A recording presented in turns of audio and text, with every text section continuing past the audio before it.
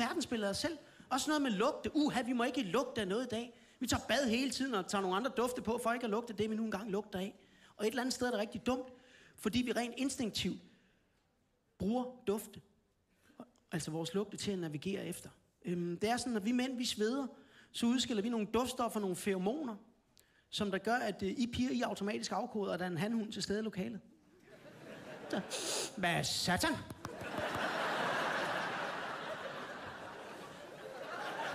Hvad er det for en lille skipper skrækker, der står derovre? Skal du lige have lov til at pløje mig i fugen, eller hvad? Så vi fyre, vi burde jo ikke gå i bad. Vi skulle egentlig hjælpe det hele lidt på vej, ikke? Altså, i stedet for at tage bad, så skulle vi nærmest tage 20 det helt hårde englehop, ikke? Før vi gik ind på diskoteket, ikke? Kom ind fuldstændig i svedglinsen som perspirant monster, ikke? Bare sende en støvregn rundt i hele lokalet.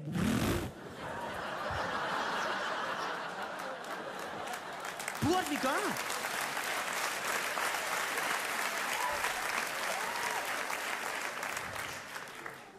Og det samme med jer tøser. I burde heller ikke gå i bad.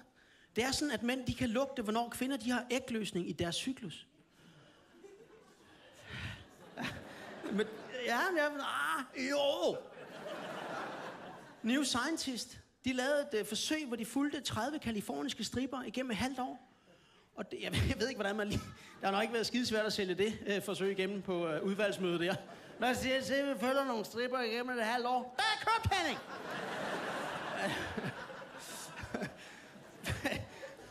Men det, de fandt ud af, det er ret sindssygt det her, det var, at når stripperne de havde ægløsning, så gav mændene, uden undtagelse, flere drikpenge. Det ligger åbenbart utroligt dybt i mænd at betale børnepenge.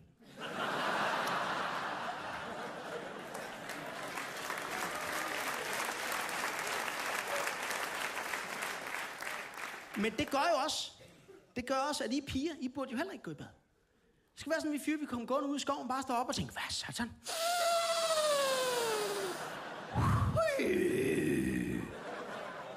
Er det bare mig, eller kunne der være noget dulletøj 300 meter længere fremme? Ja, enten det, eller vi er tæt på havet i hvert fald.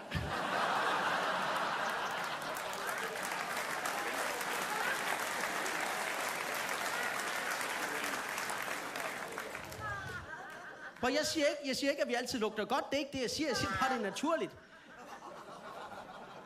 Jeg så, man kan...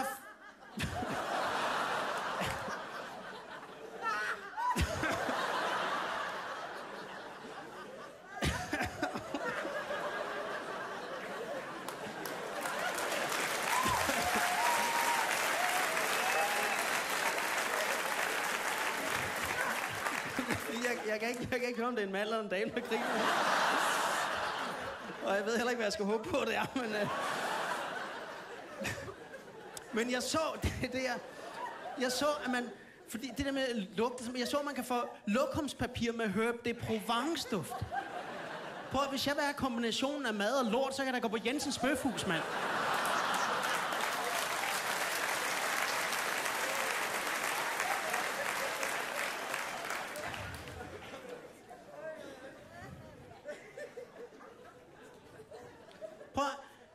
Det kan godt være, at vi har fået en god start, men der er bare nogle ting, vi ikke kan lægge bag os.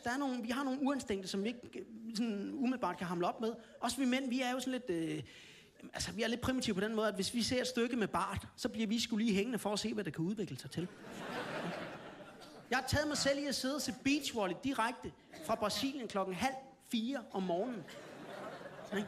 Hvorfor? Fordi de spillede i hotpants.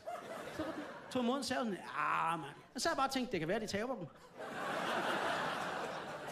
Vi er så snothammerne dumme, mand.